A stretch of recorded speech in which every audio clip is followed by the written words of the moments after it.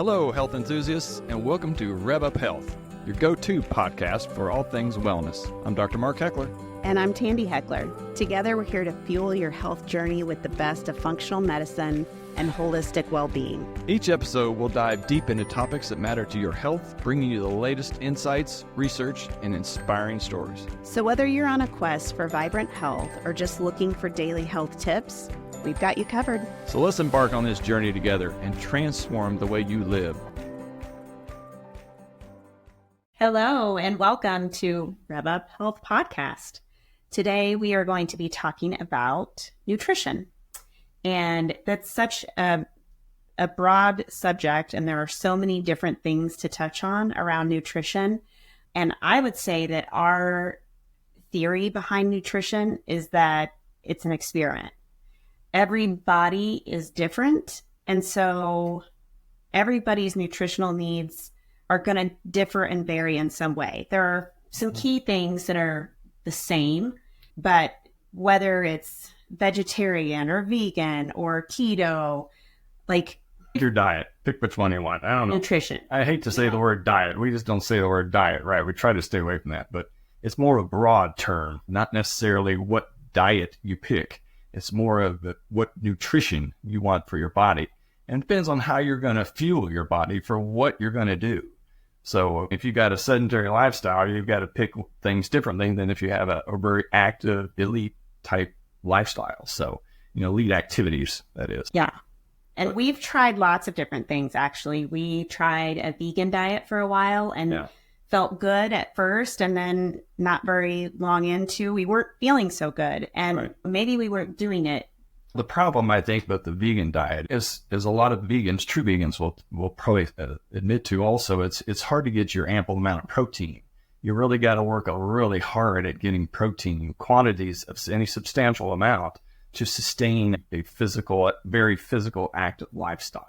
Yeah, and don't get me wrong. I have friends who are vegan and are very strong and fit, and they just do it really well. So it's an experiment of what feels good in your body and what is also convenient and easy for you to do. Yeah, because my experience with it is the fact that when we did do that vegan lifestyle, the protein was, I noticed a substantial weight loss in myself. And it wasn't because it was fat loss. I think it was a protein loss. And I noticed a difference. I was training very well for my races, but when it came time to do race time, I struggled towards the end of that race for the simple fact that I did not have the protein. I did not have the muscle strength, if you will, in my muscles to be able to sustain that type of length of an endurance run. So I know that for sure. Yeah. But the key is everyone is different. And so even though that was our experience, that doesn't mean that will be your experience. Right. So everybody just really has to try on nutrition and go with what feels really good. Right. But we were doing looking up some stats and things of that nature. With these days too, you can look a lot at what the FDA recommends dietary wise. But what I thought was quite interesting is that the FDA, their recommendations are based upon a very high level of carbohydrates. And essentially it was double the amount of the fats or proteins. So if you take the amount of fats and the amount of proteins, that equaled the amount of carbs that they required, which is unnecessary. That level of carbohydrate intake is only necessary for people that are very active and have to have the fuel to get through those workouts. And I'm talking about workouts that maybe are hours long. So it's not for the basic individual out there. And it makes you wonder why the FDA requires that level of carbohydrates. They also say that there is a suggested amount of sugar people need. Yeah. And you don't need sugar. You don't. Yeah. And you can look at the Kelly Means, his podcasts or his recommendations. He's a very vocal, very well-educated, very well-spoken individual on dietary changes and things that the government and other types of big food and big pharma are recommending, essentially to continue to sell the products and to keep us hooked on eating what they want us to eat so that they can generate the income. So it's certainly, I won't get into the details of that, but it's certainly an experience to go through some of that information. But yeah, and we recently also, we got a podcast that we both listened to with Dr. Stacy Sims on the Huberman Land podcast. And it was quite interesting how that women are certainly completely different than men. And a lot of the studies that have been done, nutritionally speaking, are done on men, on males versus females. So I think there's a lot to be learned still. And I think there's a lot of studies that are hopefully coming down the road that will get a little more specific about what a female needs, nutritionally speaking. Yes. And I think for those of you who have been following along, you know that I'm on a journey to change my body composition. And previously, I had been doing my morning workouts in a fasted state. And what we're learning is that probably isn't the best. Like Right. I should be getting some protein in Right. before my workout. So we're changing. Like this is, again, an example of how we're experimenting with nutrition and activity and how everything goes together. Right. So, And a lot of this is still being developed and discovered. This is a whole new facet of science and biology and physiology to really learn what works best for the human physiology. So there's so many studies that are just done on animals and mice and things of that nature. So it's, at this point, we don't have enough human studies to really get down to brass tacks. But I feel like that over the next 5 to 10 years, we're going to have a lot more information that's going to be a lot more accurate. So we're really just determining this right now. But they speak about fasting like we were talking about. And it's certainly fasting is for a female, there's indications for it and then there's disadvantages to it. But rather than to go into a lot of that, I think from an overhead view, essentially with women, before they go doing their, and men, I feel like also before we go doing these heavy exercises, we really need to put a little bit of protein in our system so that you can trick your brain into thinking, okay, I don't really need to withdraw these substances to try to perform this activity. I've got protein, I've got some carbs in there, and I'm going to utilize that for my workout. And it helps a lot. I think that makes a big difference for muscle synthesis, which we really all need and all need to focus on too. yeah. And we'll be telling you our experience as we play around and practice with that, mostly me, because you've been doing. Yeah, but it's still, you just don't get enough protein in our diets. And essentially, we're looking at a good 1 gram of protein per pound, per ideal body weight per pound. So let's say you weigh 200 pounds, but yet your ideal body weight's 150-ish, 160, then you need the 150 milligrams, 160 grams, that is 150 to 160 grams of protein daily. Yeah. And that's a hard mark to meet. And work at it. It is. It's a lot of work. So you really need to be trying to get in 30 to 50 grams per meal. And it's definitely doable. And there are a lot of people out there that are creating recipes and meal plans that have that high amount of protein. And the other piece is with that protein, fiber. And fiber, Right. about 30 grams a day, Yeah, I about think is 30 to 35 grams of fiber a day. I think it needs to be higher than that because that's going to help the gut health. We're talking about preventing dysbiosis, gut dysbiosis. You want symbiosis. You want everything, all the good guys to grow well together. You don't want, in other words, the analogy is that if you've got a field of grass, you don't want to feed the weeds. You want to feed the grass. So that's the difference of what you can do for your gut to help it out. And the gut's going to help you.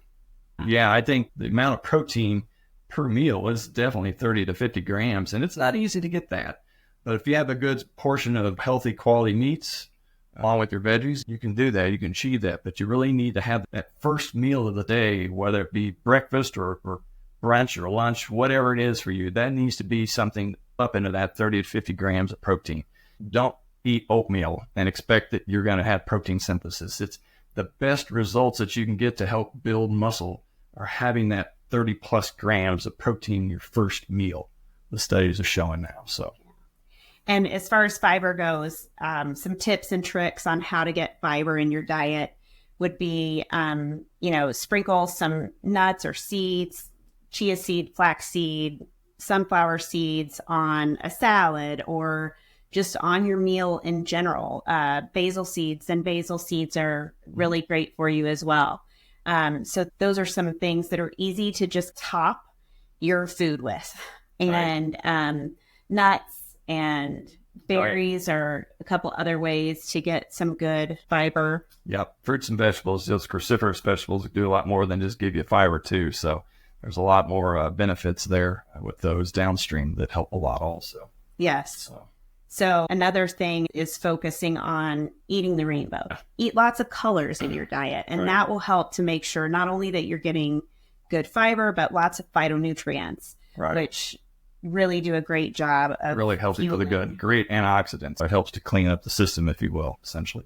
But yeah, if you can prepare your meals with focus on fruits and vegetables primarily, but a lot of good colorful vegetables, and make your protein your second choice on your plate, I think that's going to help a lot. But pick a good quality, high quality, sustainable grass-fed protein. Essentially, it will help a lot. Yeah, we've really been looking into regenerative farming and getting those meats that are grass-fed, grass-finished, and farmed in a regenerative way, because you're getting, it's more nutritious than farmed meats are. And the same goes for your fish.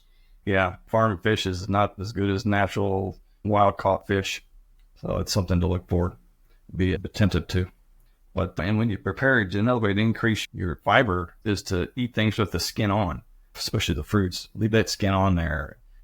Potatoes, for instance, anything with a skin or a covering, leave it on there. Prepare it if you can, so you're going to get extra fiber from that. Yeah, you just want to make sure you clean those good enough so that you get rid of any pesticides or herbicides that might be on that produce. But yeah, and I even read somewhere where if we were to prepare one of our meals can be strictly vegetarian based, it's a great way to get that extra boost of the phytonutrients that we really need for gut health. And it's great for fiber production too, so we get a lot of fiber into our diet that way too. But just one meal. You don't have to get crazy with it. Yeah, and so like beans and legumes would be really great to add into that meal. And really, they're great to add into any meal. Yeah. As part of. And then along with fiber, the other thing that will help with gut health is fermented foods. So any kind of fermented food that you can have.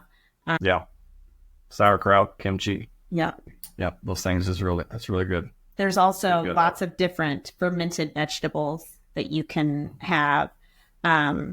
Keat is another fermented drink typically. And so that's a really good thing to consider. Yeah. For something that I guess one thing I would probably need to talk about, we can briefly discuss, is maybe, if some people will ask, well, what do we do? What's our daily life? What does it look like for us? And everybody's always wondering, what do you eat? What do you eat? So everybody's comparing. So essentially for us, we start the day, our work day. Work days are different than non-work days, I may add. And no matter what you try to do, it's still difficult.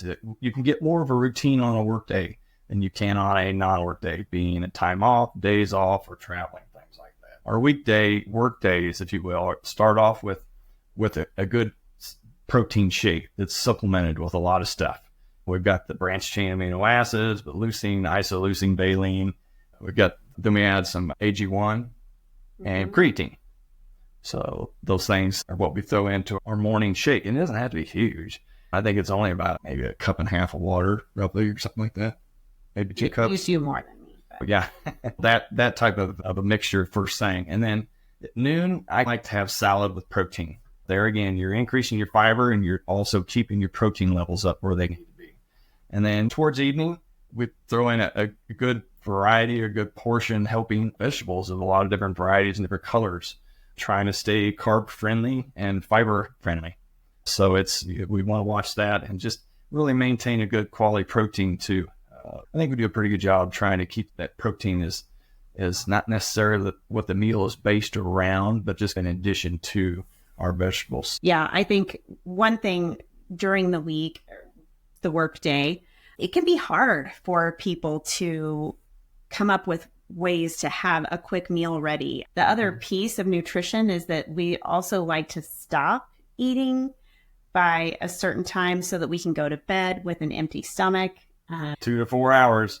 And I preach to people all day long, my patients all day long, that complain of different symptoms related to reflux. They never knew they had reflux until you tell them that's a symptom of it. Wow, really? But what am I going to do? I got to drink water all night long because I'm thirsty. Okay. But there again, you got to cut that food off 2 to 4 hours before you're ready for bed. Yeah. So one key that we like to do is use the crock pot. So we'll throw some meat in the crock pot in the morning. And I love Primal Kitchen's sauces. They have a great Greek sauce that I throw on meat. And these are sugar-free. Oh, yeah. Primal Kitchen makes a great product that is sugar-free, no seed oils. It's really good. But the Greek, they have a teriyaki, they have a sesame. So they have lots of different types of sauces. So you can really use their product every day of the week if you want and eat a totally different meal. Flavor anything. Yeah. So cook that meat all day. And then when you get home, just throw some frozen vegetables with it. And it's super easy and quick. And you're eating quickly when you get home. And, at work, who doesn't get hungry and want a snack? Okay. So there's a lot of things you can choose to snack on besides a bag of Fritos or a bag of Cheetos, which I used to do. Still have sometimes. I have a little trouble with that. But at work, I'm going to grab nuts. Get you walnuts and pistachios and almonds and macadamia nuts. Anything you can get from a nut variety is going to give you the protein and give you your fiber too, actually. And then berries. Fat. Yes, I'm sorry. Yes, good fats, omega-3s. Yeah, you really want that. So it's avoiding the omega-6s what you want to avoid as much of. So we all get plenty of that in our diet. And then good berries. Berries are really good antioxidants. So they're not going to bust your blood sugar off the chart either. So that makes a difference also. Blueberries are really my favorite. I love those the best. Yeah. And of course, chocolate. We do dark love our chocolate. There's got to be a little bit of something out there that you have to break on. And that's not terrible. It's also got the antioxidant properties, magnesium. Yeah. There's a lot of things in chocolate that are actually good for us. Yes. But you got to make sure that it doesn't have what's not good for you. And one brand that we eat a lot of is Hu. It's HU. And they have some really good chocolate bars, some with some nut butter. They've got chocolate covered almonds. They have milk and dark chocolate. We typically stay on the dark chocolate side, and darker and real strong. So I try to pick the strong stuff. So that works really well. But it's really tough. Obviously, we're traveling right now. This is why we are dressed like we are here today with our gray shirts. Yeah, we made it. But we've been traveling. When you travel, it's really hard. Tandi is always making fun of me that my backpack is the food backpack. I'm trying to bring the nuts and the good chocolates and the snacks that we can get and have. Normally, we don't have to pay for it for starters. It's really expensive at the airport. And we're not getting all the sugar that we don't need either. We try to plan smart, pack smart, so we can eat smart. But be careful because Mark typically gets stopped at TSA, his backpack, just because of all of his snacks. I'll put apples. I've got cherries right now. Some cherries that we bought out on traveling the ring there too. Like a pound and a half of cherries in my backpack. Although I have to say, he did get stopped more when his backpack was full of candy. Yes, this is true. You're right. So that's another positive about eating healthy. Yep, that helps. And the other thing on travel, we did a challenge one year for January. We were like, okay, we were doing a lot of driving at the time across Kansas, like at least once a month, but sometimes more.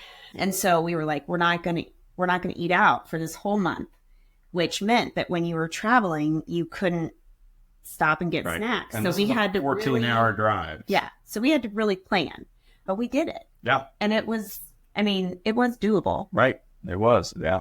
Just had to stop to get fuel and go to the bathroom and get back in the car again. So I think we saved a lot of money doing that too, probably. A lot of money and probably time. It takes a little longer to pick out road snacks. Yeah. But there's some books out there, maybe that. Yeah, Dr. Mark Hyman has a book, What the Heck Should I Eat? There's Good Energy. Yeah, Good Energy, Dr. Casey Means.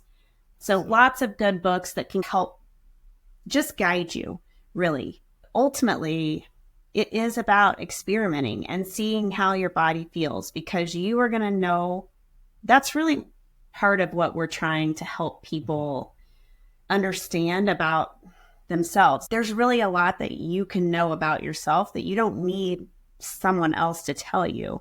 If you stop and really listen or know, like last night, for instance, we ran a race yesterday, and I actually did run most of the race yesterday.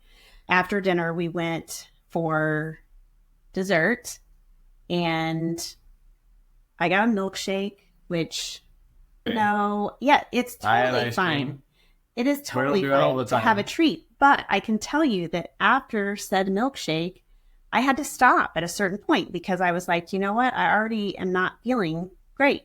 So I was able to indulge a little bit, have a little bit of the milkshake, and then say, okay, that was enough, and go from there. But those little tips and tricks about what you can eat, how you can eat, and the order you eat it in too, while you're out on traveling on trips and all, it helps to curb blood sugars. But anyway, that's our experience with that. Yeah. If you want some recipes, some good recipes that have high protein, high fiber, look at Nest Wellness on Instagram and Sonia K. Manning. They both have really good blood sugar friendly, high protein, high fiber recipes that are really good. We really loved that breakfast biscuit that was ground chicken and egg and some other stuff, but it's such a great breakfast, especially even on the run, because you can make a whole bunch and freeze them up and then take them out. And they're pretty handy. Heat them up pretty quick. So lots of good ideas there, but I guess we'll wrap it up there. This kind of ends this episode of nutrition from Rev Up Health. So I'm sure there'll be more of this to come. There's nutrition as always in its ever-changing form, and science is developing, and new ways that are coming out, and physiology and biophysiology and movement, exercise. It's all out there now, becoming more and more researched. And so hopefully we'll have a lot more information about the female body with the way that their nutritional needs are. So that's going to be exciting to see that, because I think it's certainly going to be quite a bit different than it is for male bodies. So. Yeah. But anyway, thanks for joining us all, Rev Up Health, and we hope you have a great, healthy day.